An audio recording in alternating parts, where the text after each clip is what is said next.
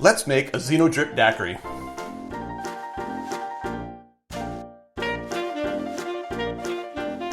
To make this drink, we're going to start by adding 1/4 teaspoon of black cocoa powder into our shaker.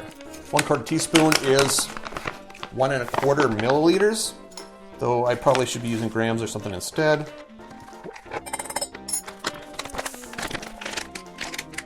Next, 1 dash of edible purple glitter. 1 dash is 1 dash. 3/4 ounce of freshly squeezed lime juice. 3/4 ounce is 22.5 milliliters.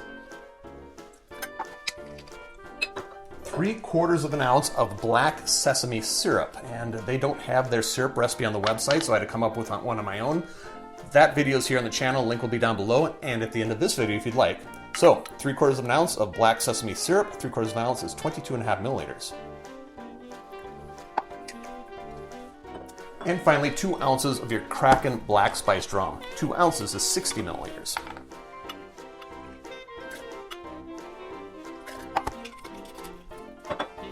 Add some ice,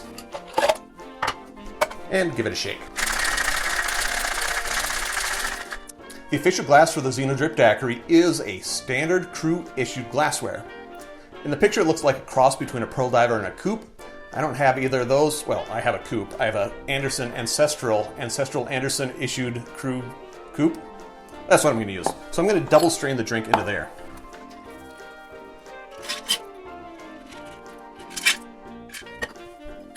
And a garnish. The garnish is a dehydrated lime wheel. I'm going to float that on top.